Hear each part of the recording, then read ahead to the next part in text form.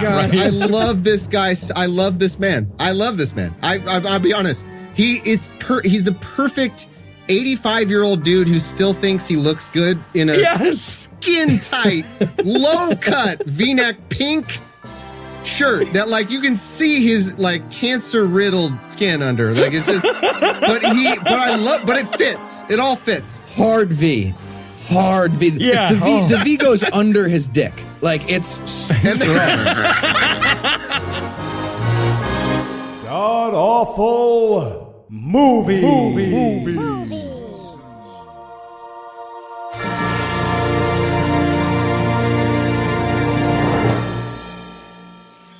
Welcome back to the GAMcast, where each week we sample another selection from Christian cinema because it turns out the cup that makes you age rapidly wasn't the worst one. I'm your host, Noah Lugeons, and sitting 700 miles to my immediate left is my good friend HeathEnwright. Heath, welcome back. Thanks, Noah. So, you know who you are? Who are you? Who are you, Noah? I don't. Who are you? They say that about 19 times in this movie. So right, yeah. And I will answer you in Act 3. I'll wait until Act 3 after the break. As you guys are listening to this review, you should all think about that, though. That's important. Who are you? Just get ready. Get ready to answer. Vague questions are deep. It's a good movie. The movie. Of course, Eli was deemed non-essential this week, so he's been furloughed. But in his place, sitting 2,600 miles to my west-northwest, is the host of the Opening Arguments podcast, the Serious Inquiries Only podcast, and the Comedy Shoeshine podcast, Thomas Smith. Thomas, welcome back, sir. What's that? Oh, sorry. I was just enjoying the sensational McDonald's #1 value meal consisting of a Big Mac sandwich, French fries, and a soft drink. But hold on. Let me just put that deliciousness to the side. Makes you feel like a champion, doesn't it? Did you know they'll refill your soda just no matter what? It's a wonderful restaurant. So happy to be here. It's a little different when I'm filling Eli's role because I feel some pressure to be funny, but I'll try to ignore that to the best of my abilities. That's how we're going to start it off. All right. I like the antagonism early there. So tell us, Heath, what will we be breaking down today other than your role on the show? All right. We watched One More Round. It's the story of a Christian movie bingo card come to life. It's ridiculous. The whole script is just a terrible infomercial for like a compilation CD of Christian movie tropes. Just like, order now, you'll get bad sportsing. You'll get lots of black friend. You'll get you got Ryan and Colin Mockery doing the right. You'll get a cartoon of Noah, Eli, and Heath. What? That's who wrote that? What are the odds? No, this movie was a true all square. Oh my I feel God. bad Eli had to miss this one. Call in the next 10 minutes. We'll even throw in Cancer Girl. They will. And Thomas, how bad was this movie? Well, if you're a huge fan of the county fair, but you've often found yourself thinking, why haven't these wonderful carnival employees ever gone into filmmaking? You will love this movie. I think I know why you guys picked this one for when Eli is out. It's got like 19 different disabilities, atypical physical traits, and a 9-year-old girl with cancer. You're like, this is the only time we can do this. Right. This is very important. I think the law offices of Pedro Torres issued you a cease and desist on any other time but when he's gone. Oh, no. This is like a window for like getting a satellite out. Like, absolutely. Yeah. This is important. Well, okay, so now here's the thing about these particular carnies. This is the third of their movies that we've done. All right. This is a whole like filmmaking team. These are the same guys that wrote and directed and starred in The Unexpected Bar Mitzvah and Right to Believe, which are, they may not be the two worst movies we did, but they're both in the top 5, right? They're close. They're really close. Yep. Yeah. This one, I'll be honest, this one hit hard. Like this was, I mean, I know this is your job, so I'm actually kind of curious how you guys are holding up because I mean, cut this out, but like I can't perform sexually ever since I watched this. I have no connection with my daughter anymore. Like I just can't even This one was so bad that it was like, you remember Arrested Development? I like to do Arrested Development references every time I'm on here with Heath. Good. Remember when Tobias does the hair plugs? And they his body is reacting. Yeah, that was me watching this movie. It's like my body. Shit. You got graft versus hosted? My body just did not, I couldn't take it. It was like, no, this isn't like real human. Organ. Interesting. Okay. Counterpoint. This improved my sex life. So there you go. Like everybody's different. All right. So the punchline to this movie actually comes before I even begin watching the film. I check out the IMDb page. The description of this film is literally, this is the entire thing. Quote, basically the Christian version of Rocky, end quote. The 1976 Oscar-winning picture about a down-and-out pugilist. Was this, in your estimation, Heath, basically the Christian version? This is basically Rocky.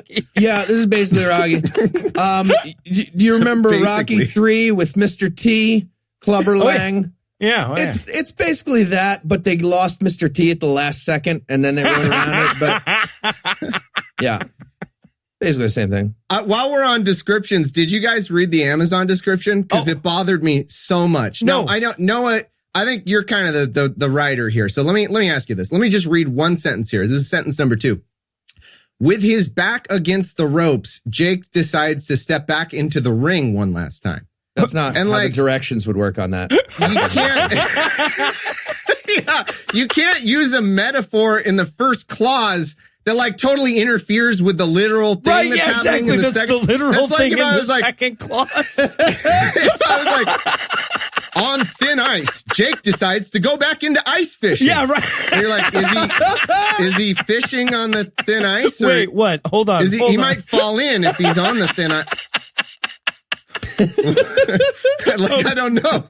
I'm not sure. This is the failed metaphor of Rocky Christian fuck. So, all right. So other than descriptions, is there anything you guys want to nominate this one for being the best at being the worst at? Oh, yeah. Okay. I'm going with best worst negative character trait, which is science knowing. At one point, they're trying to characterize a bad guy in this movie. And the writers are like, okay, what's evil, guys? Just shout them out. Jews. Okay. We already did that. We've already got that. Unexpected bar mitzvah. Okay. Gay people. No, right to believe. All right. Evil. Physics. Evil physics. Yes. Evil Newtonian physics is a bad character trait. Yep. Knowing it. Okay, so I was going to go with best worst pushing through the pain. All right. So in every sports movie, there's a point at which our hero just, can he make it through? Can he push through all this pain and all this resistance or whatever? But there are some types of pain you don't push through, right? Like, so if at one point in your movie, the basketball player mangles his leg and the bone is sticking out and the coach sends him back in, the coach is the bad guy, right? Oh, I can't wait till we get to it. Oh, it's so good. I'm willing to bet, although I'm not sure, but I'm willing to bet in your 179 episode history, have you ever had this one? Best worst parking. Yes, we have. That's such a good answer, though. First park, I was wondering, because this is unbelievable. One of the times it's laughed off and explained, oh, I didn't want anyone to hit my car. But then there's another scene where a guy just parks sideways in the fucking thing for no reason. And then there's another one that I didn't even know about before I made this joke that we'll get to, that I'll just leave as a teaser. Yeah. I think I might know the one you're talking about. I was fucking furious. I wanted to drag somebody out of a car and have a mob beat them in New York City. I was so mad about that. Yeah, keep in mind, Heath gets pissed when they front in parallel park and have room in these movies. That's not even parallel parking. It is technically parallel, but it's not. Front in, go fuck yourself. Grow up. Jesus Christ. Read a book. Right, well, if we're going to put Thomas through this movie again, he's obviously going to need a training montage. So we're going to take a quick break for that. And when we come back, we'll dive into all the glorious stupidity of One More Round.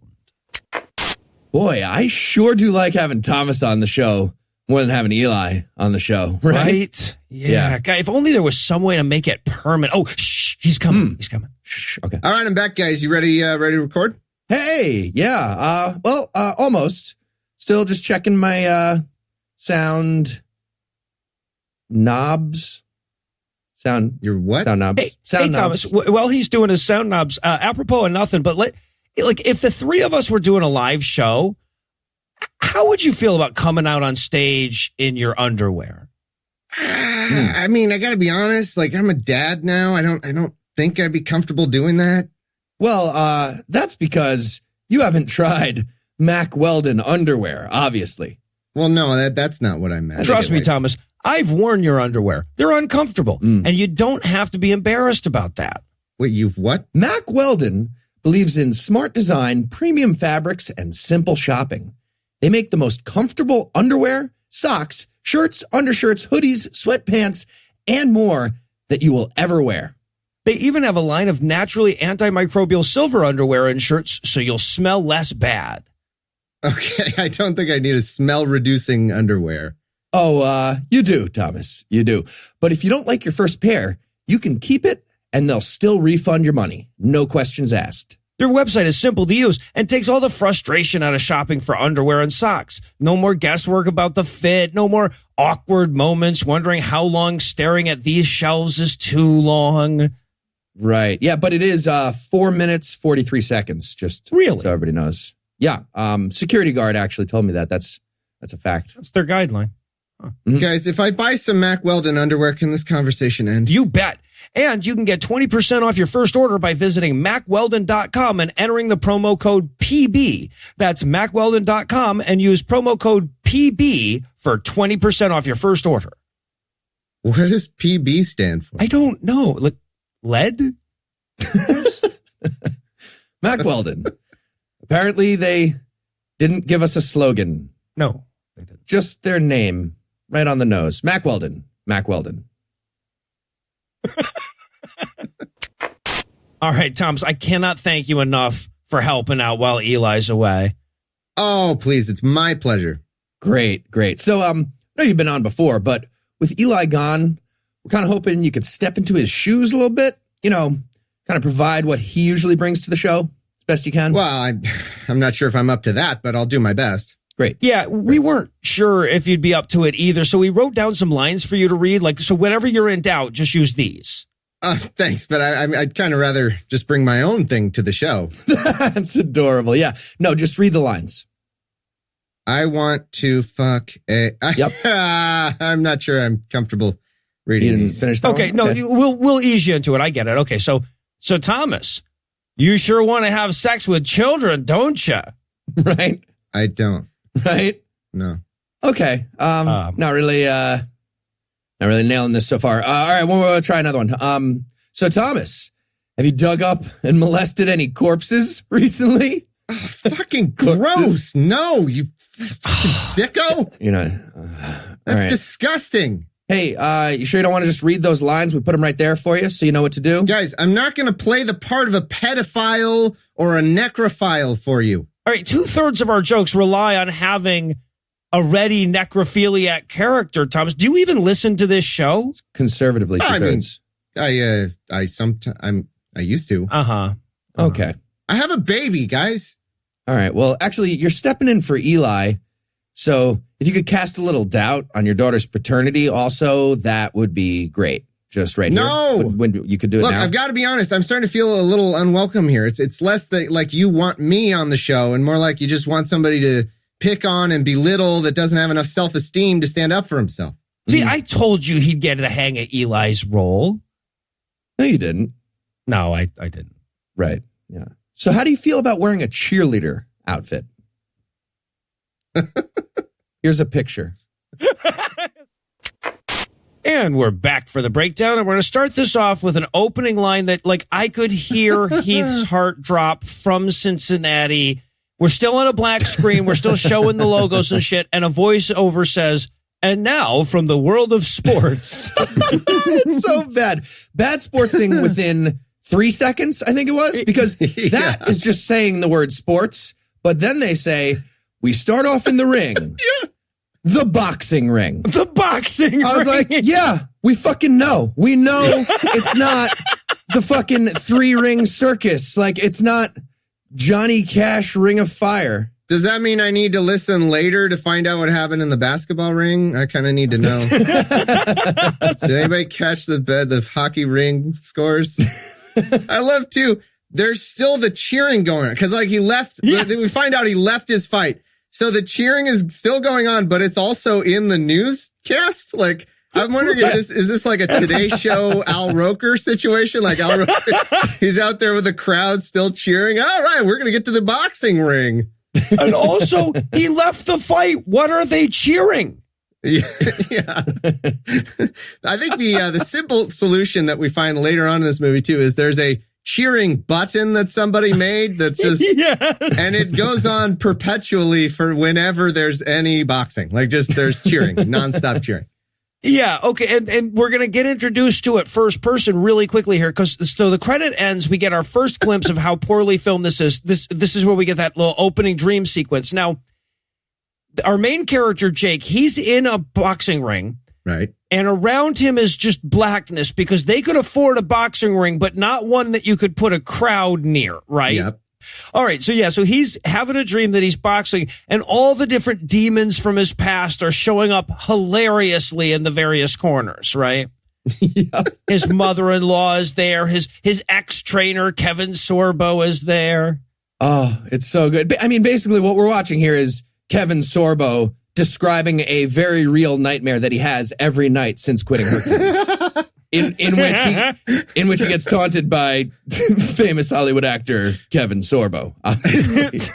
Oh, I thought you were saying this was Kevin Sorbo's nightmare, and he wakes up and he's like, oh God, I had the dream I was in that fucking horrible movie again. Oh yeah, right. They were the actors, and I was trapped in a ring, and they were so bad. They were so bad.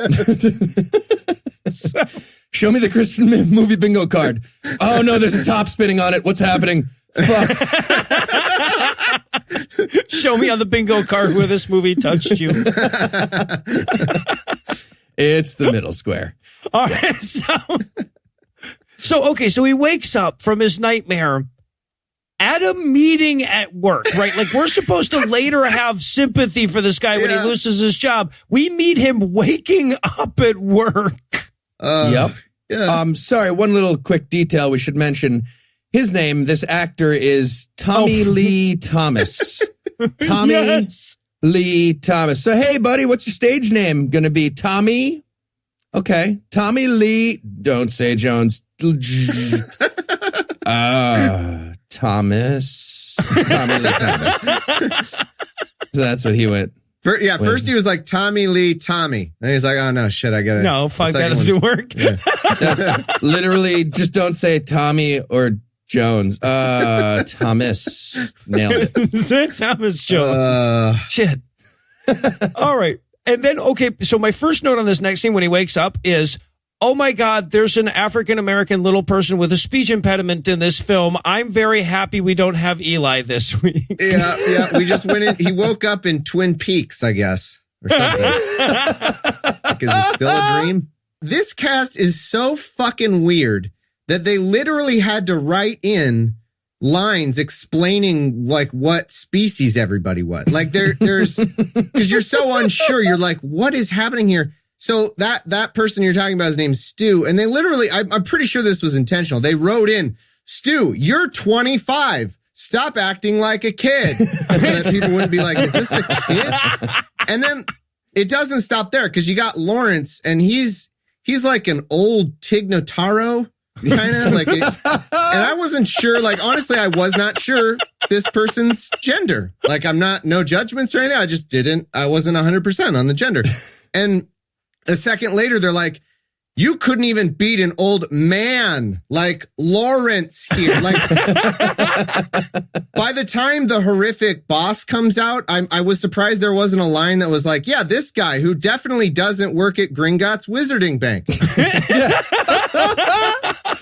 He absolutely looks like Dave Foley fucked a female Gringotts goblin. 100%. Yeah. Halfway in between those two faces.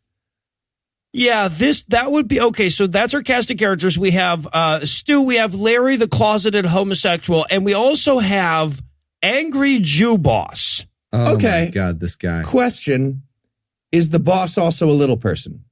I mean, yeah, no, this is the thing. The lead actor is so fucking short. We got a real Tom Cruise situation that I wonder if he was like, okay, find me the fucking shortest co-stars.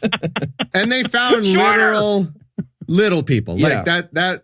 I can't believe Cruise hasn't thought of that before. I want Pavarotti as a jockey. We have that. It's perfect. Yeah. Our buddy is Pavarotti the jockey. He's very smart. Pavarotti as a jockey who's gained 400 pounds and is 30 years out of the game. Yep. Right. Yeah. Right. So the key here, though, is the boss is very unimpressed with Jake's job doing. And look, we just met this character. He's asleep at work and he forgot to wear a tie. Yeah. Right. Okay. Can we talk about this? So lesbian Ken Burns is like, which actually might just be Ken Burns, but he's like, no, don't worry. Cause he's forgotten his tie. So he's got to go home. He just fucking woke up and lesbian Ken Burns is like, don't worry. Things will get better. You just have to believe. And it's like, dude, what?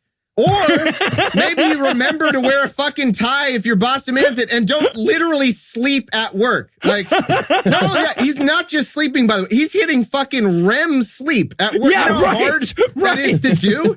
He's in his full dream. That takes a good, at least like half hour, 45 minutes at a minimum of just like solid sleeping. I don't think believing is the issue here. Yeah, right. If we're it also may be an issue. It could be an issue, not the primary one. Yeah, like, hey, step one, don't be a total fuck up. Like, this isn't a luck issue. This is like very choice based, I think. All right. So I guess after a hard day of napping, he gets home to his family. This movie, can I just say, we're 5 minutes in. And I swear to God, it's so bad. It's so awkward, so fucking awful that half of me did expect Tommy Lee fucking Thomas to just snap out of the character he's not even doing and just turn to the camera and be, okay, guys, you know what? Making a movie is actually a little harder than I thought. Okay, we can. This is a cool idea. We gave it a try, but like, fuck it. Noah, you're like an amazing juggler, right? Like, I don't know how the world juggler ladder system works, but like, you're somewhere on there, right? And like, this movie is like, if I fucking woke up one morning with the confidence of Eli and was like, you know what, fucking juggling isn't that hard. Noah can do it. You throw shit and you catch it, whatever. And I like booked a performance, like a real performance. And I go out and I'm like, I got this. I'm a genius. I fucking have this. And I go out and I throw a whole bunch of things. And for like 3 seconds, I'm like, I'm doing it. I'm doing it. And then I throw a bunch of stuff in the air and I catch none of it.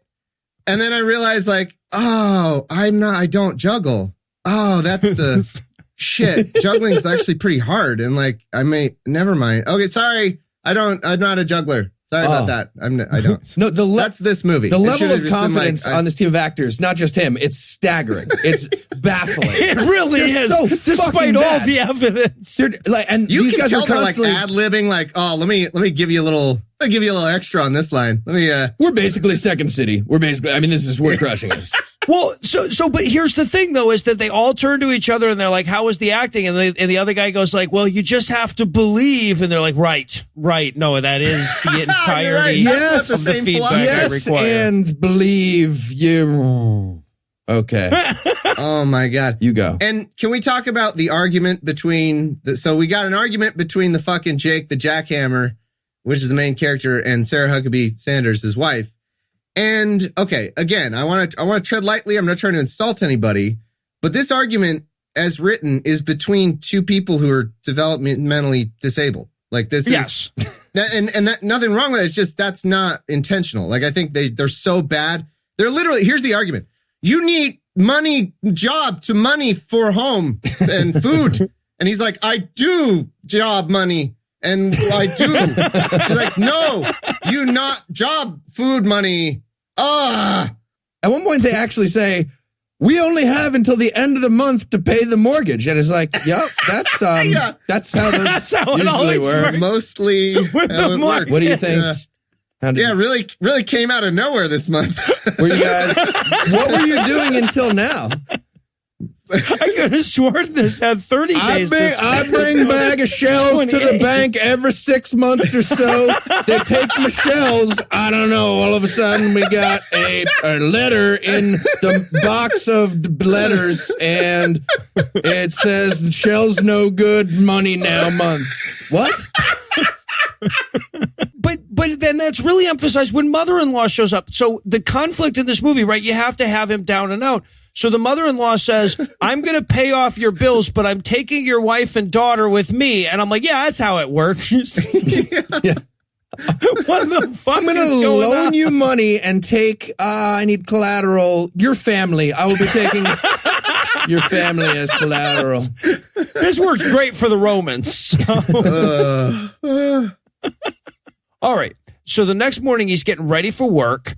And we have to spend some more time with his 5-year-old because he told her she could be in the movie too. Yeah. Ugh. It close-ups. If you're watching along, I want to just like trigger warning, like brace yourself, because this morning opens with a close-up like it's fucking Jack Nicholson and he just hit the fucking axe through the door and it's on the daughter and she goes, "You wore the tie I gave you, Daddy!" And like her eyes are fucking bugged out. I don't know what kind of crack they gave her to do this. It's horrifying. So just be absolutely terrifying. For somebody who's a little sensitive, anxious, sensitive, just be warned. Yep.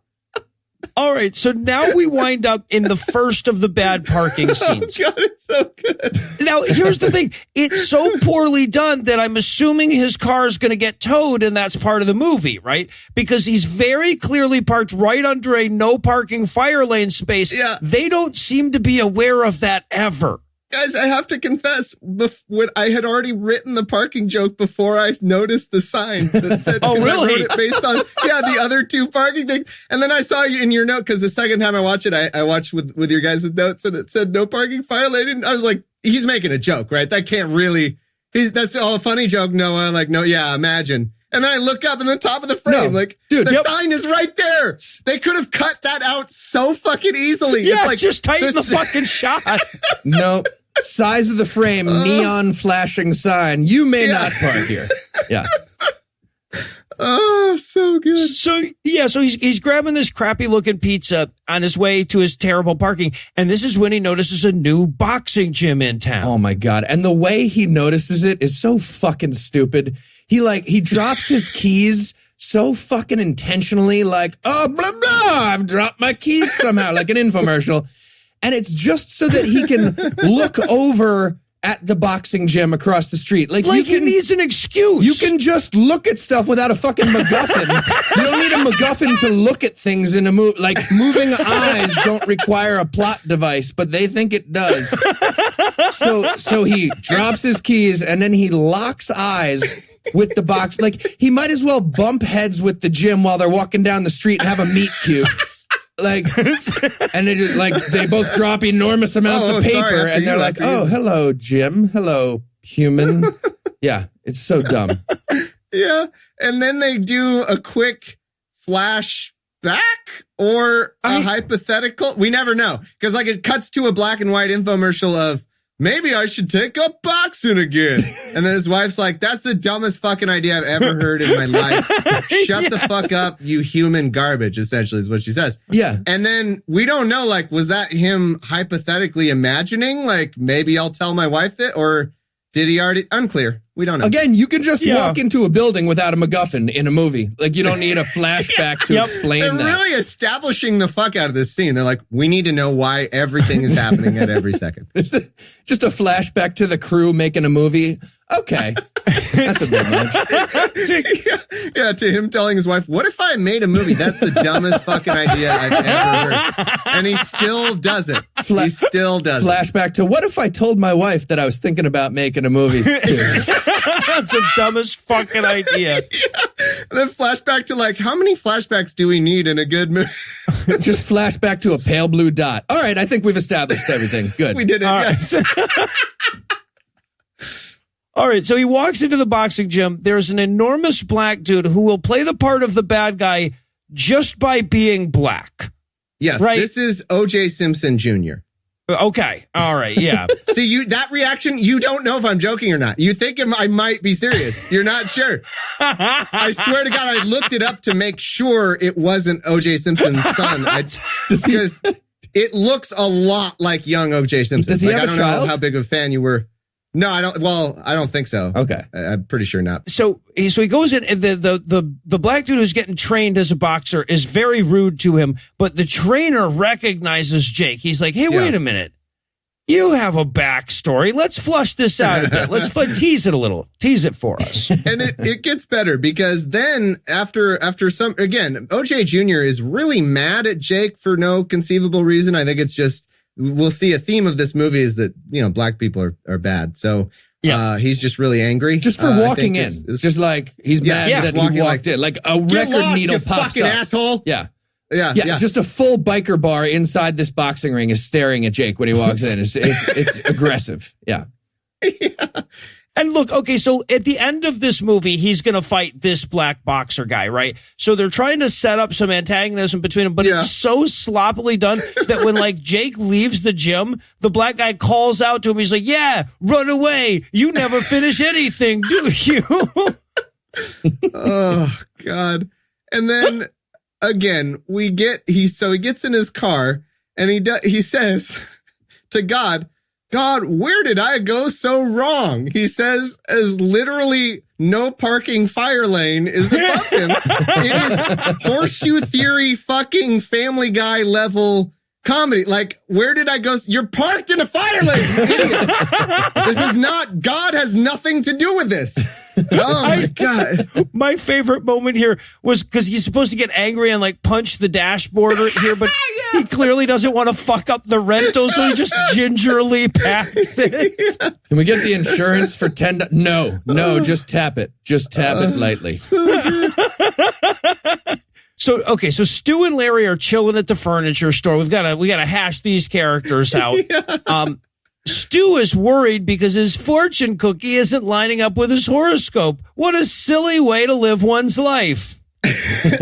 So Larry says to him, that's lesbian Ken Burns. He says to him, he's like, Stu, believing in horoscopes and fortune cookies is silly. Try believing in the Bible. Which he describes as something with a 100% track record of accuracy. Yeah. And then he points out how it's not even close to that. He's like, yeah, so it's perfect. It's absolutely 300 references to the first coming of Jesus, 800 references to the second coming. Fuck. Okay. You can't, that's history before it happens. Like, yes, he does. Every fortune cookie is also fuck.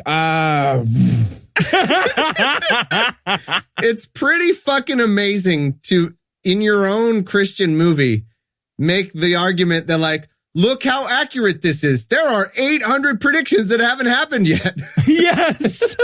Like, that's not how accurate it has so much accuracy potential. The potential for accuracy is staggering. 800 accuracy potential. Can you imagine if these come true? Like, it's going to be pretty rad. Like, it's going to be really accurate. You guys will be like, whoa. So Jake comes in while they're having this conversation, and there's a customer in the furniture store, so they let Jake go make the sale because he needs it. Yep. Yeah, how does this store normally work? Like, it's this ridiculously huge, like, Ashley Furniture giant store. Nobody's ever in it, and 4 active salesmen at all times are just ready to run it. Like, do we normally watch, like, an 80-year-old man, a little person, and a boxer fight each other and then go over to the customer, whoever wins? That seems extreme. Yeah, they do the little I think they do the little peering around a corner thing where like the little guy is on the bottom and then the boxer. They do that.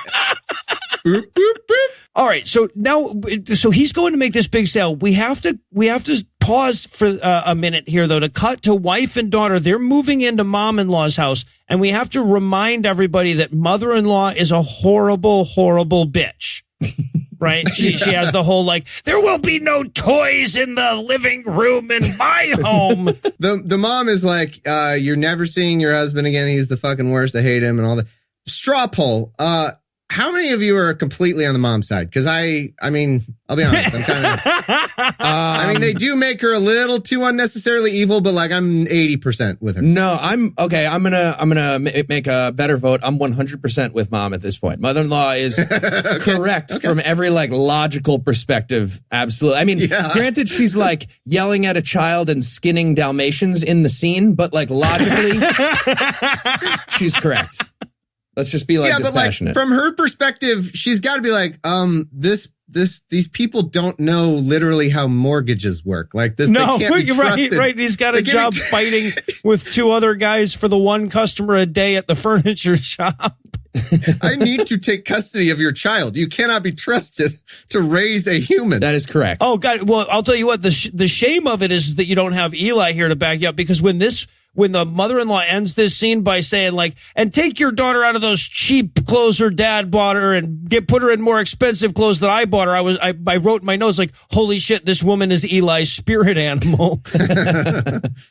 All right. So now we cut to later on that night. Mom and daughter are having a chat. I have no notes because I can't, again, this is just the scene. I can't, it's like they decided to write the mom as like, Uday Hussein for a minute. Like, she's literally like, hey, slave girl, fetch me a tea. And I'm also, you're not allowed to, she's talking to her own daughter. You're not allowed to text your husband. Like, it's weird. It's not. Yeah, that's absolutely. It's crazy. It's crazy. You can't. You need to stay here and plow fields until you pay back the loan that I'm giving you. Like that. Yes. Like it's turning into a hostage situation somehow. It's like so crazy. Like I'll bring the mortgage money to the drop point. You show up alone. No cops. Okay. Is the drop point here in the living room? That doesn't really make sense. Silence. Yeah. And the girl stays here. What? The girl stays here? She's like, yeah, also I already killed the daughter. I'm not even going to pretend. Yeah, right. She's dead. She's dead as fuck. Just too loud. All right. So then we cut back to the furniture store, and Jake has just closed the biggest deal in the history of the furniture store. Oh, my God. Okay. He sold the most furniture anyone's ever sold before.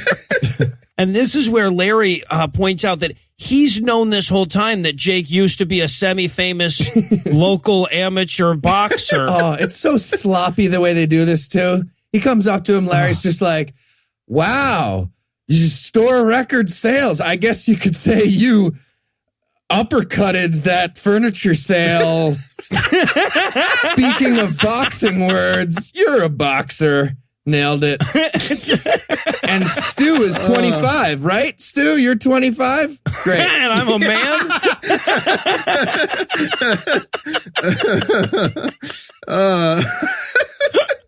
In all my definitely male years, I have never seen such a... So, okay, so like, but at this point, Jake and Larry wander off to have a little heart-to-heart together about the boxing and the wife. And this is the first time I noticed it. I don't know that it's the first time that it happened.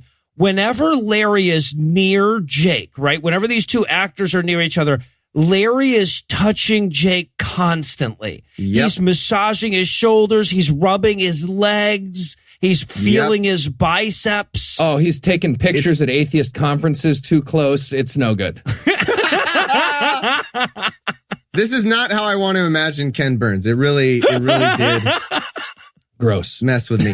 There's a couple lines we got to talk about. First off, that we learn that Ken Burns used to be a boxer in the Navy. Yep. Which never matters. But he says... No, that was just him just going like, I do manly things as well. You wouldn't guess it to look at my physique. Yeah, I like to shoot baskets. Yeah. And he, let's all oil ourselves naked chested for boxing. Like us boxers do. You know, boxing. Oh, man. Great. Do you need to practice the part of the match where you hug real close and like you're in trouble and you got to hug the guy? I don't have you don't have a sparring partner in me, but you've got a hugging partner. Yeah. So I think this really feels like there's other points in the movie where it feels like this too. This was like, again, people with zero improvisational talent of any kind trying to come up with a backstory. It's just like, oh yeah, I used to go to the matches. In fact, my dad, let's say my dad took me to the match. Let's all name some boxing metaphors. Some what? Let's name boxing words. Got it. This was the part I wanted to get to because it's important for later. Jake says, oh, your dad took you to think my old man never took me anywhere but the woodshed. Just put a pin in that for later. So that's his father character. We're going to come back. Oh. Well, and the key to this whole conversation basically is that he's like, I don't know what to do. I can't pay my mortgage because apparently it's due every fucking month now. My wife and my daughter have left me. And Larry's answer is like, hey, man, I don't have all the answers, but Jesus. Christian movie bingo. Meanwhile, the fucking piccolo from My Heart Will Go On keeps starting. Like they keep playing just enough of it to not violate copyright. It's like, doo-doo-doo, and then it like repeats again. Yeah, they're going to do that with Eye of the Tiger later. It's not a piccolo, but yeah, they get as close as they're allowed to. Eye of the Tiger in a minor key right now? That's not going to work, is it? That's weird. Okay, then we have what I think they were going for a sadness montage, right? Oh, my God. But they couldn't think of anything for him to do. So, like, they show him, he opens his cupboards, they're completely bare. So, when she went to her fucking mother-in-law, she took the half-used peanut butter and the oregano, apparently. Same note. Yep. Why would she do that? I am amazed. I thought this was going to be one of those things that I noticed that you all would have noticed too, but I don't see it in your notes. Guys, the bills sitting on the counter have Lee Thomas on them. Do they really? They have his real address. I looked it up. Yeah. They have his real name. Yeah.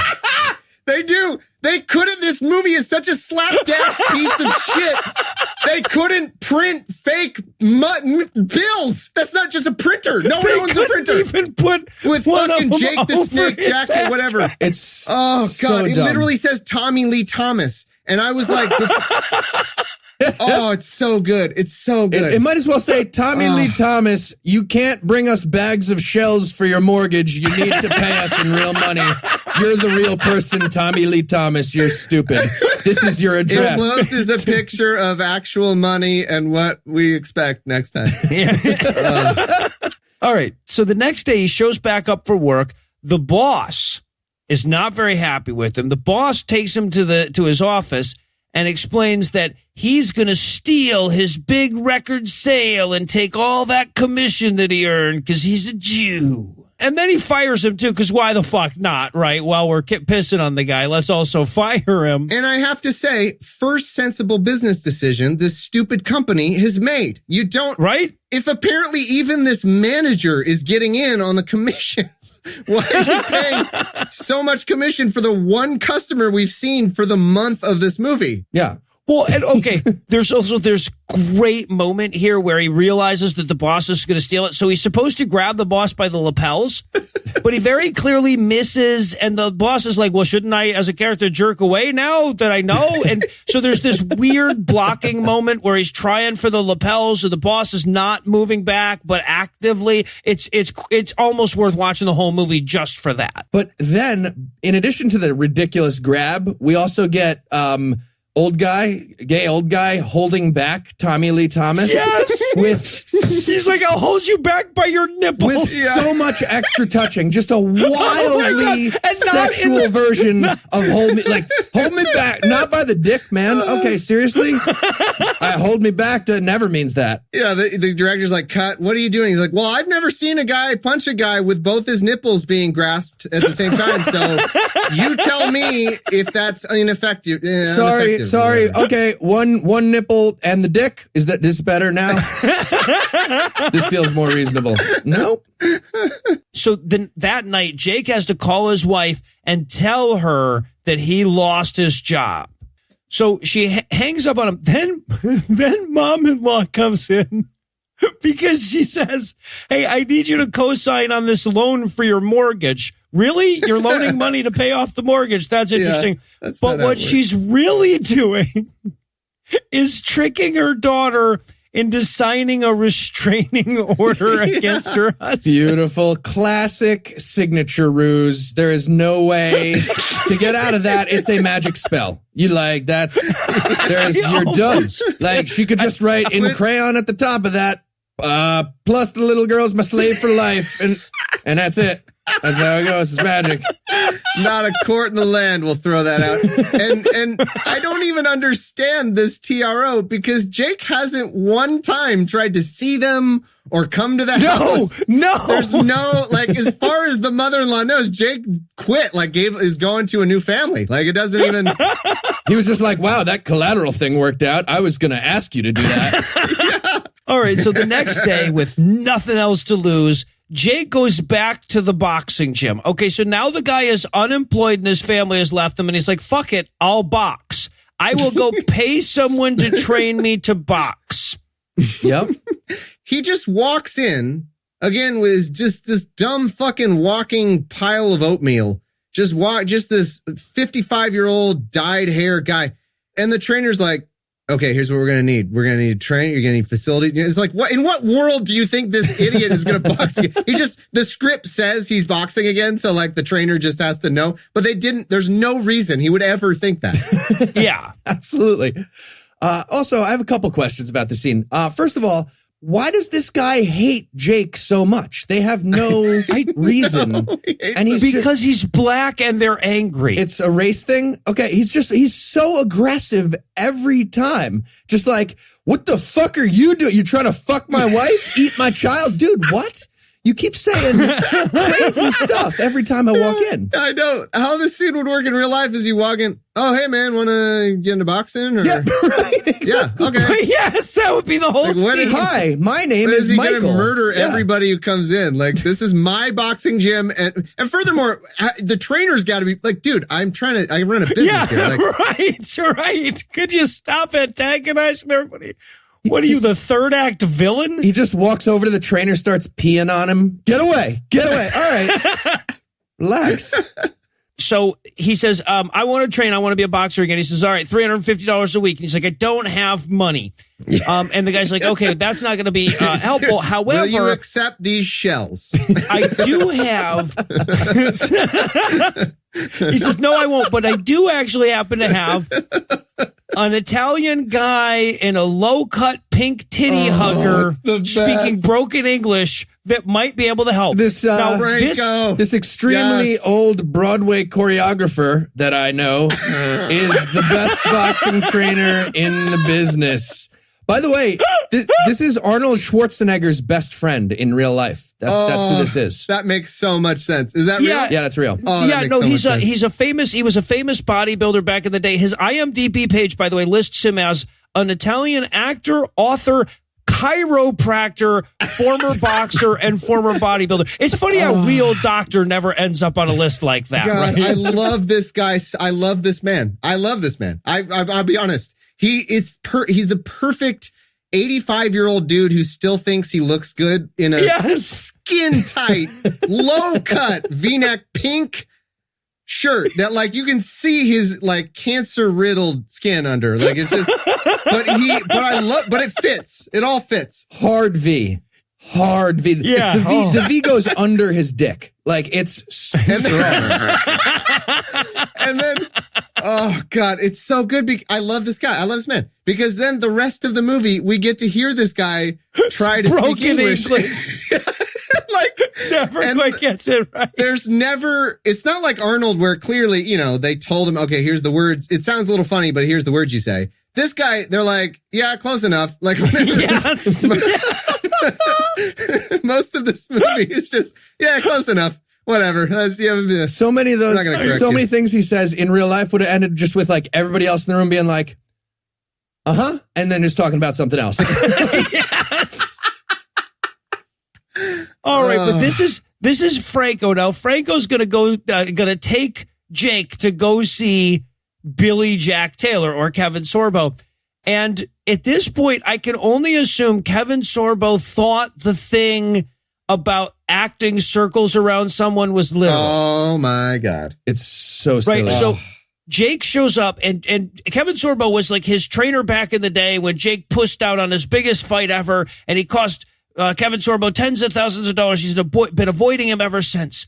Now they're going to have this come to Jesus moment. But while they're having this thing, while Sorbo's delivering this 11-minute monologue, he will literally walk in circles around Jake the entire fucking time. It's unbelievable. It is everything you describe, and it's like his PE teacher told him he had to do 20 laps around Jake's fat ass during this scene. While these laps were going, I had time to write multiple notes. Like I wrote oh my God, he's doing that hacky thing where you walk, if you and I are having a fucking conversation and I walked around you in a full 360-degree circle, you would rightfully, you would punch me in the dick. Stop doing that. What the fuck are you? Stop walking in a circle. It's weird. You're being weird. You'd punch me in the dick and I wouldn't be mad at you. I'd be like, you're right. I earned that. Like I deserve that. But he literally walks around him 9 times. Oh my God. It's it keeps over and going. over again. I wrote all my jokes and then I wrote, it's still happening. Like he's still doing it. He starts doing serpentine and jumping jacks around the side. Yeah. He starts doing the up downs and like the fucking, it's amazing. And I got to say, it's really hard to pay attention to anything other than the fact that he's still walking circles around this guy. But the gist of his monologue is that his character found Jesus one time, and now he's not angry anymore. And that's why he started his new Jesus-themed boxing gym. Yeah.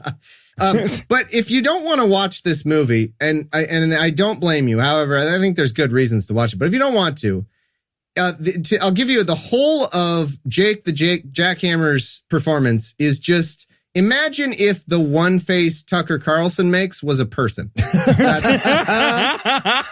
That's his entire performance. All right, so now it's time for us to meet Brock Thornhill. Brock Thornhill. Blew your character naming load on that one, I guess. That's why Yep. So they spent all the character name, the whole session. It was hours, and they're like, "Well, we got Brock Thornhill, and that's fucking gold." But I'm out of creative juices. It's Jeremy London, by the way. We got both Londons almost back to back. This is we did the other one. This is TS from Mallrats. They were like, "Who's good in Mallrats?" Not that one. Let's get Jeremy London. Perfect. He almost ruined that entirely. Yeah. Yeah. So now he's here to hit on the wife, on Jake's wife. She's sitting in a restaurant eating by herself when suddenly Brock Thornhill notices her. And hey, they went to high school together, didn't they? It's so dumb. He's just like, so good. I was just reading this Christian tween sci-fi book in a restaurant by myself. I'm a grown up. Is this seat taken next to you? I'm Brock Thornhill. That's my real name. Every moment of this scene is gold. It is my favorite because he goes over and he's like, "Oh yeah," and he's doing all that, and then he's like, "Oh, what are you having?" And she's like, "Oh, I have a cappuccino that's gone cold." And so he says, "Excuse me, waiter, can we have a refill?" Can you refill our cappuccino with a carafe of cappuccino that you carry around ready? Get the cappuccino pitcher. And he does it. Refill. He shows up with a water pitcher and he's like, "Here's your cappuccino." He pours. He pours what I think is coffee from a water pitcher into her cappuccino. It's so good. Now it's warm. And then it's so good. He might as well have like a handful of milk and just blow on it and be like, "There you go."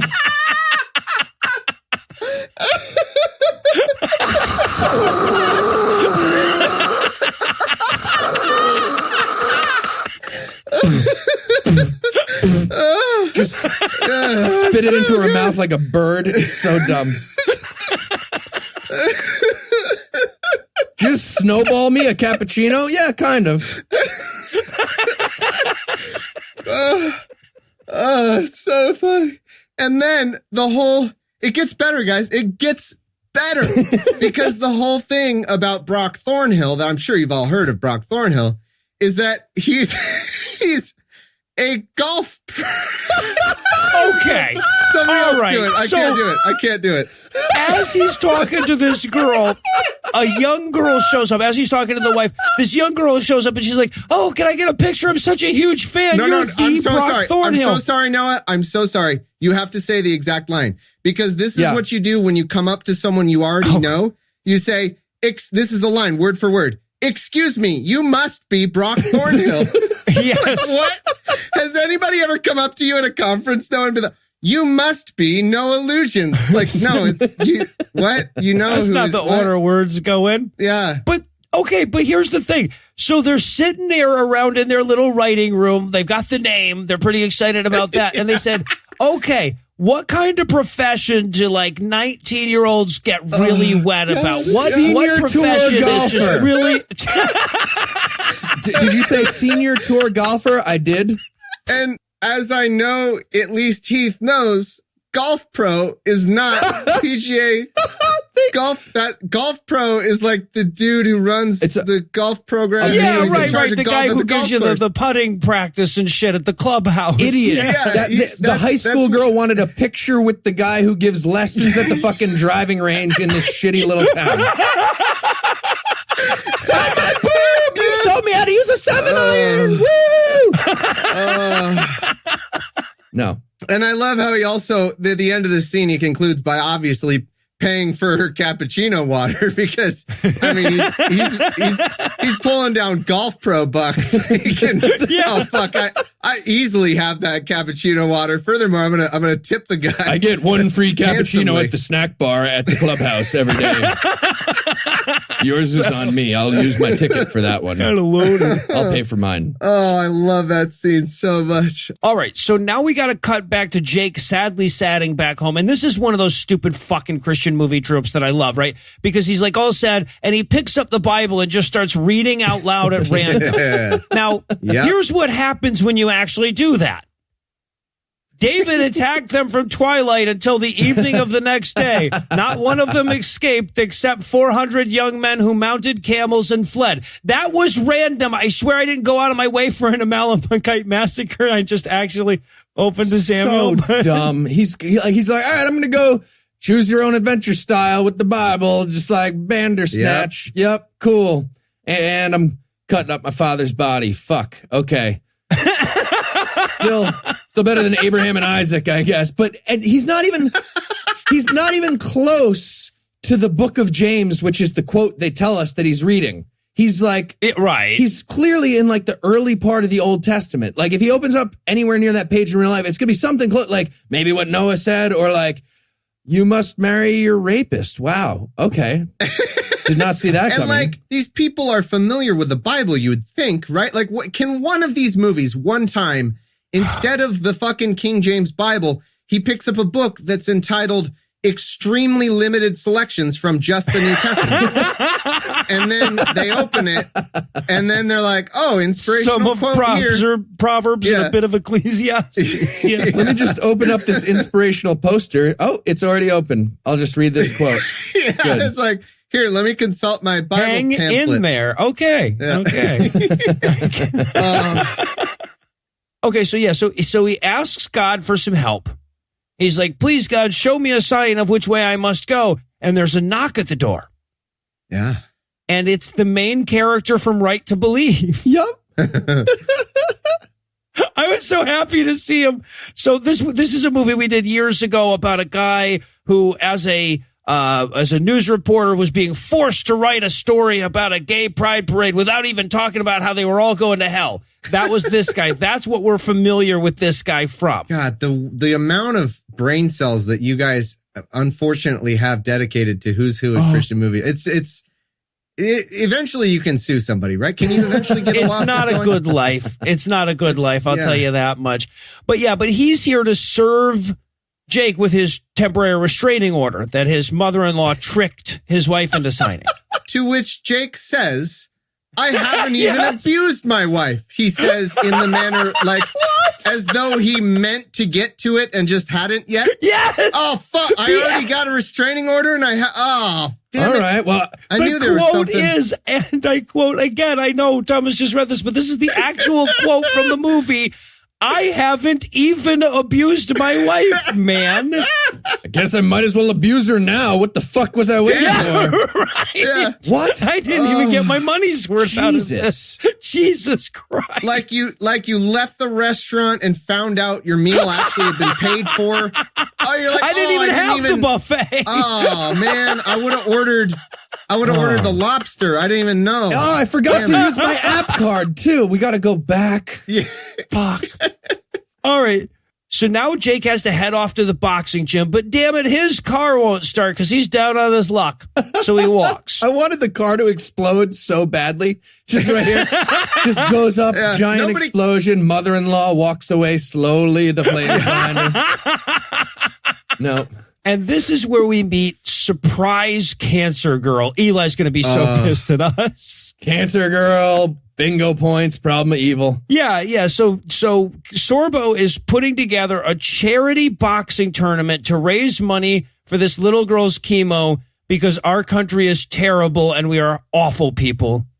Wow, that got real. Yeah, right. Just of course, we have to visit the "Who are you?" conversation again. Oh my God. Here. Still doing that, huh? Yeah. Okay. And God bless him, he tries. He tries to make that bit work. He tries to make "Who are you?" a thing. I'm Ray Liotta with a snake bite. No, okay. Sorry. And he actually answers though. He's like, I'm Jake Taylor. I'm a fighter. Kevin Sorbo's like, okay, well, we'll have to work on that. Try to say it differently. I'm Jake Taylor. I am a fighter. Weird. Yeah. No, I'm Batman. What do you? I don't understand. What do you want here? WNBC. All right, so then we cut to Larry. Now, Larry has decided he's going to take the illegally filed temporary restraining order to the wife and show her. And park badly. Yep, both of them are. He parks at a fucking horizontally in the parking spot. God, fucking gross. Also, another legal question for you, Thomas. Maybe you know from all the bar exam questions you've gone through so successfully. If there's a restraining order that's been put on you, can you just hire somebody to break it and harass your wife? Yeah. Is that possible? Yeah, and they literally say, I'm not allowed to contact her. Well, isn't sending a guy to contact her contacting her? That would be contacting her. I feel like you can't do that. Contacting. Yeah. So, but the wife is going to storm off and give Granny a piece of her mind. And she's like, Mom, why are you doing this? And she's like, because I'm the fucking bad guy, but all the stuff that I'm trying to do would be the good thing. So they're really having to go out of their way to make me evil. It's tricky. And another line in this human movie was, whatever do you mean, is what she says. Like, this is fucking Cinderella or some shit. Like, what? And it might be they're like, who's the evil female character? Oh, there's the evil mother-in-law in Cinderella. Whatever do you mean? Who? Yeah, they cut the mirror on the wall side plot of this. Yeah. Well, and then, so in the middle of this bit, there's this wild moment where the mother-in-law starts bitching about Jake's dad wanting to win prizes for physics. I remember when I told you to put a pin in something? Take that pin out, because she says Jake is just like his father who, quote, dreamt of getting these big research grants while all his colleagues were laughing at him behind his back. So he was Peter Boghossian. But that aside, you saying Peter Boghossian beats his kids? This means that Jake the Jackhammer's mean, rough dad who used to take him out to the woodshed and drove him into the violent sport of boxing was a physics professor at a local university. Okay, here we are in the woodshed. As you can see, the force applied onto a small area with this axe is how you would break open the wood. I can't do it myself. I'm a nerd. I understand the but mechanics. Here's the mechanics of it for you. Yeah. And that's what. And to be clear, this is also my best worst. This is being like, what's an evil person? Physicist. Yeah. She's like, and she actually says, the mother-in-law, she's like, I knew Jake's dad at, first of all, she says, the university. I knew dad at the. Yeah, she went to TU. She went to University. And the University of College. And she's describing this person as evil because he was always studying bullshit physics. No bearing on reality, that guy. Just always tilting at windmills or building wind power turbines. Something stupid and fake. Windmills. Read the Bible. Somewhat windmills. Yeah, telling us about climate change or something. All right. So now we get Jake. He's going to head to the boxing gym again. And I love this scene, too, because this is where Franco is going to speak English at us at length. Oh, so good. He has a closing the gym devotional that he'd like to share. And then he's like, now get ready, Jake. Tomorrow, you box fighters boxing. And Thomas is like, really? Only 50 minutes into this fucking movie, and there's actually going to be some boxing in it. Wow. Okay, yes, I'll lay back and read my Bible until then. And I cannot wait for the fucking boxing. Yeah, right. Well, we are getting dangerously close to somebody punching somebody in this boxing movie, so we'll pause and let you catch your breath. But first, let me give Act 3 the hard sell here. Will Jake punch people for Jesus? Is this actually a King Hippo origin story? Was I the only one who was disappointed that he didn't fight Cancer Girl at the end? Find out the answers to these questions and more when we return for the belated conclusion of One More Round. Mr. Sorbo, I can't tell you how excited we are to have you in our movie. Yeah. Okay, but go ahead and try, at least. Try to do that. Okay. Really excited. Really excited. Yeah. Okay. Well, we'll come back to it. You can try harder next time. So what's the part you have for me? Okay. So it's a boxing movie and you're a down and out boxer that used to be great. Okay. I'll do stunts, but I charge $400 a punch. You're aware of that, trainer. Yes? I meant that you're the trainer. What? Of a down and out boxer that used to be great. It's also $500 if I have to hold those stupid little pads that trainers hold when they do the things. Trainer's boss? Boss. You're the boss of a trainer. What's happening? Of a down and out boxer that used to be great. Okay. Boss of a trainer. Got it. You have me for like 3.5 hours, and if anybody mentions Hercules or anyone else in the Greek pantheon, honestly, they make amends in the old ways. That's official. That's on the rider. The old ways? Deal. It's a deal. Great. Also, I want my character to cure cancer with boxing. We'll work it out. We'll work it out, sir. Great. Just box the shit out of that cancer. Punch it right out of her stupid 9-year-old face. And we're back for more of this shit, and our reward for making this far into the boxing movie is some boxing. So, well, eventually, sort of, yeah. A little bit. So, okay, so Jake has to start training, so they go find a guy that is ever so slightly less skinny than me to fight this enormous fucking uncooked biscuit of a human. Okay, so we're finally getting to boxing, right? And foolish little me, I think, because I don't have the history you guys do, I thought when I first watched this, I was like, this guy is such a fucking awful actor, but maybe, just maybe, he was a real boxer. Maybe that's what, like, he's, right. Fighters are Christian as fuck. Like, they're super religious. They like pray in the goddamn UFC ring and stuff. So I'm thinking like, okay, maybe we'll get some real boxing because we didn't get any acting. Nope. No. My God, this fucking guy. Oh my God. We get some shirtless stuff going. Look, I want to say this. There's no wrong way to have a body. But if there was. Except this exact way. This is the one, except this precisely this wrong way. There is a wrong way to have a body that you take out into a boxing ring in shorts. This guy is 5'2", 240, and he has like childbearing hips. All the weight is in his muffin top. He's not a boxer, at least within the last 4 decades, I'll say, but he doesn't know how to box at all. It's unreal. I had a hope, like, okay, maybe that'll be, and there are a couple real boxers in the, at least amateur boxers in the movie, but nope, not Jake the Jackhammer. Not this guy. Clue. No, I'm also quite certain that he insisted on having this particular fat kid in the background now because he like had to take his shirt off for the first time. And he's like, all right, well, I'm going to need a fat kid near me at all moments in this scene. So they got a ridiculously over-the-top fat kid.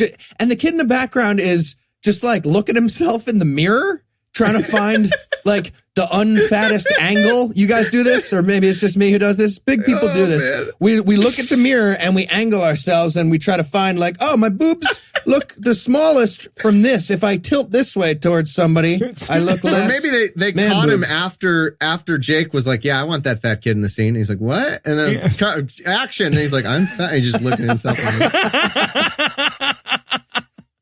And you guys have highlighted in your notes a lot of like boxing words. We get the ultimate boxing words here because this is supposed to be the exciting, like, oh, the legend, Jake the Jackhammer is finally back in the ring.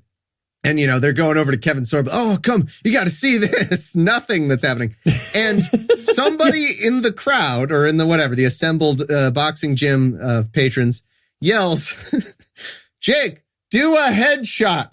Yeah. Which is like, box him. Come on. Right. Boxing match. Boxing.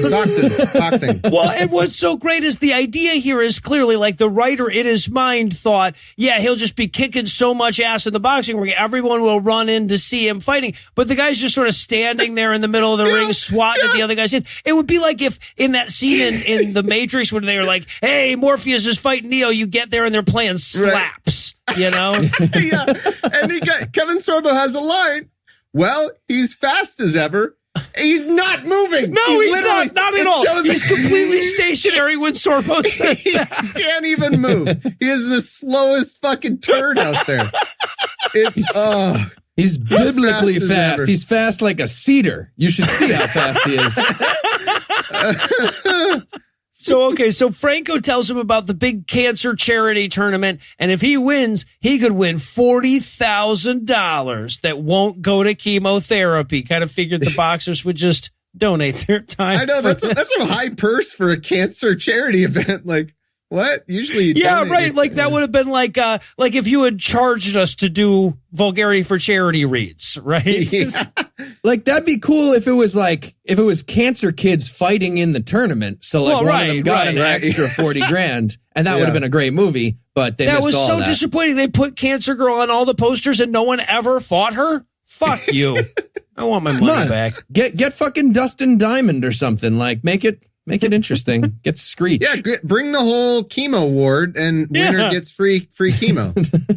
Right. Okay. So now it's the next day. There's even more boxing going on. This is where we meet Tony.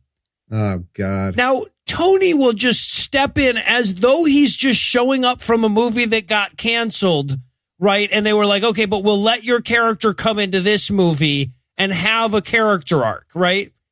Because like Tony is no one up to this point. But then he's like, Tony, you're too angry. Get out of the ring. And he's like, sorry, I will go over here and tell Jake my complicated backstory.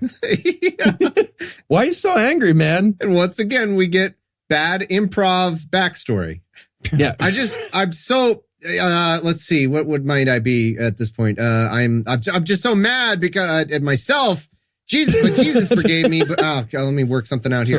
Jesus was yes, and I'm mad. Yes, and I race car driver. Fuck. Oh, Jesus. Fat kid looking at his boobs in the mirror. What? No. Yeah, an old man fashioning a kayak out of the lock. And there's again, I'm not sure how much it matters, but like his story is, oh man, I used to be such a dick. I got a girl pregnant and I just bailed. And like they want to make Jake, I guess, be good now or have some positive impact on somebody in this world. And so he's like, maybe you should like try to contact your old family. He's like, yeah, maybe. And then like that's the extent of the scene. That's it. But they can't even get there without like admitting how shitty their religion is, right? Because Tony says, yeah, man, God's forgiven me for this, but I haven't forgiven myself. And Jake's like, well, have you even contacted your child? No. What? Like, so you have done absolutely nothing, but the voice in your head forgave you, so you're pretty sure it's okay? Yeah. Right. All right. Welcome to Christianity. If anything, it's exactly. That's like a really sensible reaction to Christianity. Like, wow, I'm forgiven for everything I've done, but like, I'm kind of an asshole. So how do I reconcile this? This doesn't make any sense. Yeah. And then we get to the montage. Yes, sir. The first scene of this montage, the first scene is Franco trying to teach Jake literally thing one of boxing, which is when you throw a punch with one hand, the other glove is going to be up protecting your temple.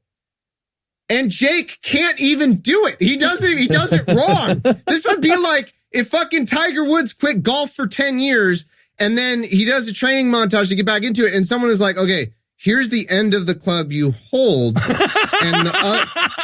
And then like Tiger's like, okay. And he grabs the wrong end. It's inside of me. It's inside of me. What happened? Yeah. Falls down. His pants fall down and his wiener's hanging out. Like that's what it would be. That's the equivalent. Like if you don't know the one thing of boxing that I know, you're not a boxer. Yeah. Right. But Jake's just like rubbing his belly and punching himself in the face. Am I doing it right now? Nope. Question for you guys. Did you happen to turn on the closed captions for the lyrics of this fucking rip-off song? No. Because we get a song during this montage that is, it's essentially, this is the I made a bot listen to 1,000 hours of Andrew Torres's favorite music and then I wrote a song. The lyrics are nonsense. It might have been written by Franco, actually. It's like, I got a quote here. Holding you close in a hope of a way, surrounded by the lies. Longing for love, no way to lose.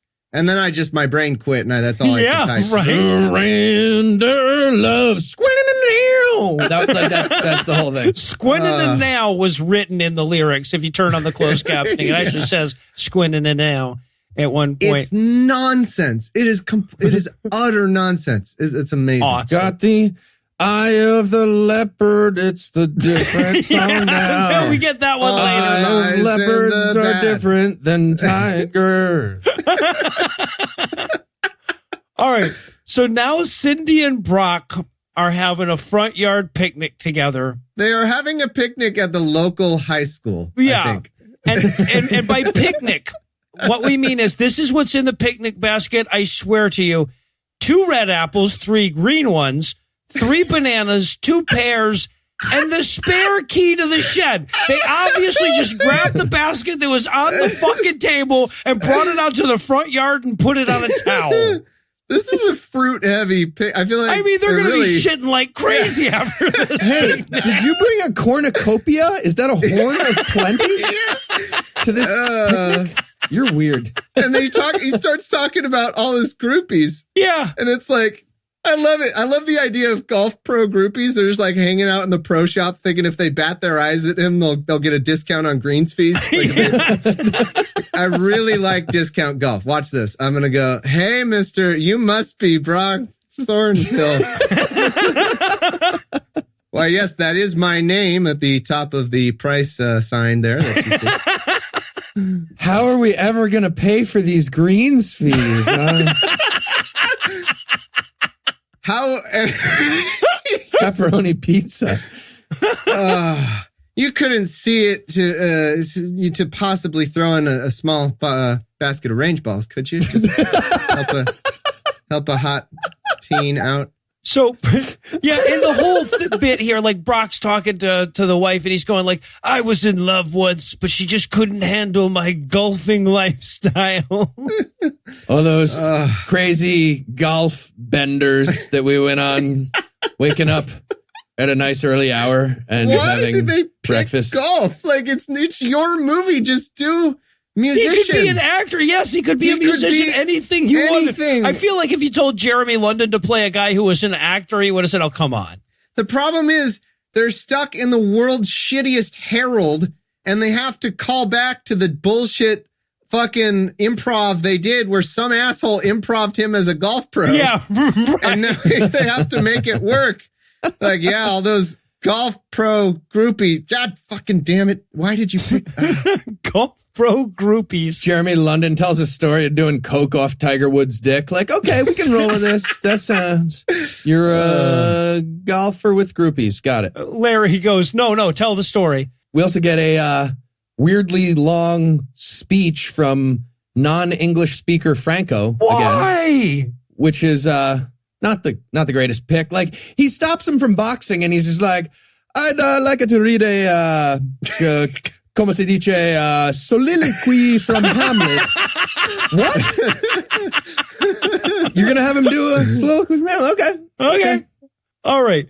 So Jake goes to leave, but damn it if Stu and Larry don't show up at the gym with some good news. Turns out that the evil Jew got fired and Larry was promoted to the new manager, so he can have his job back. But he's got some bad news because he says, yeah, Meyer found out that Lawrence was on to him and he canceled your sale, so there's no commission.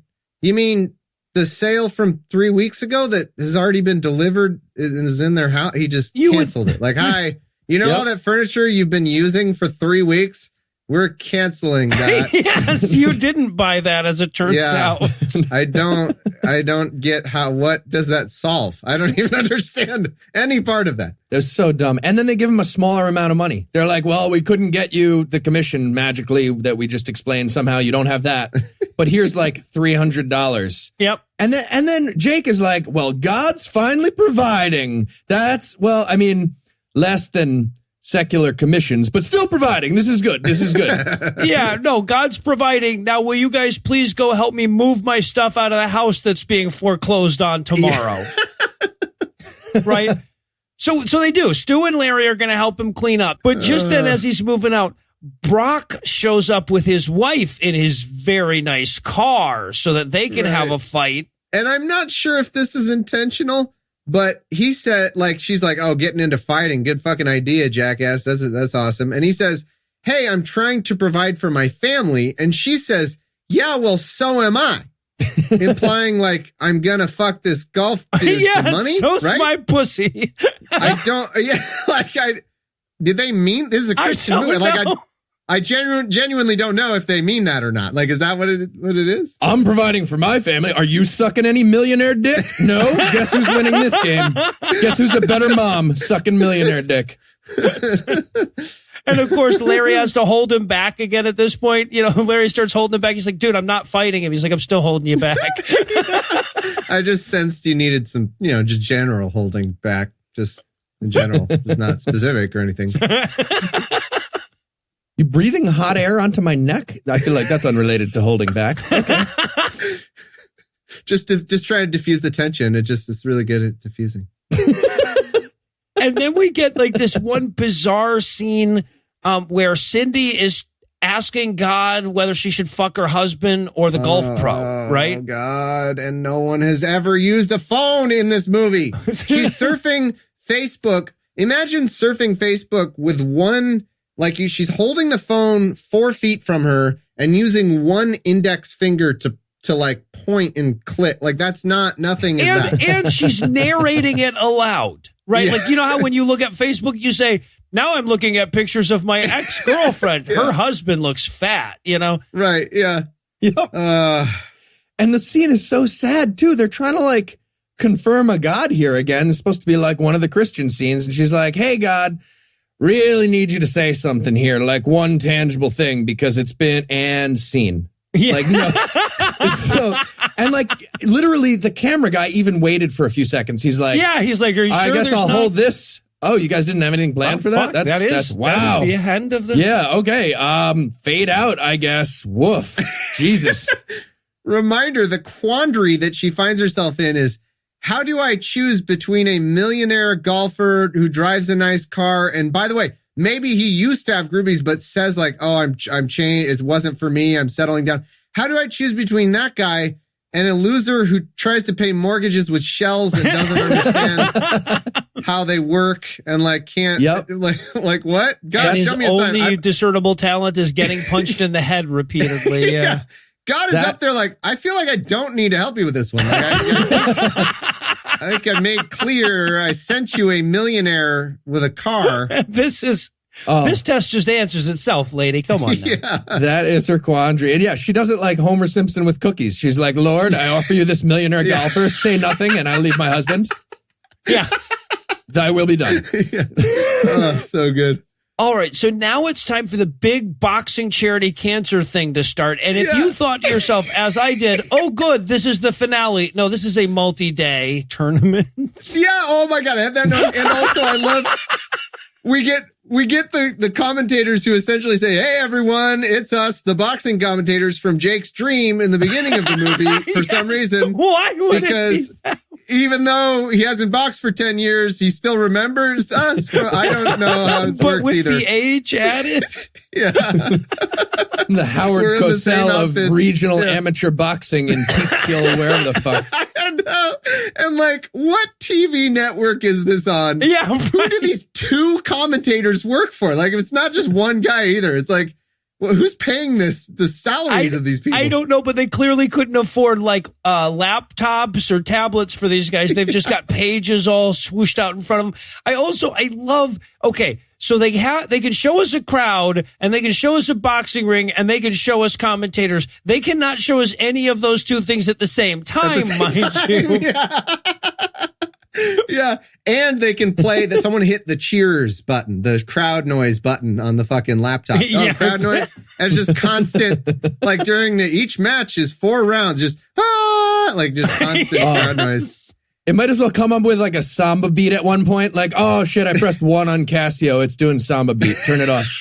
Shit. And by the way, when they introduce the boxer and the crowd's supposed to get wild, they just turn the volume up on the crowd noises a little bit.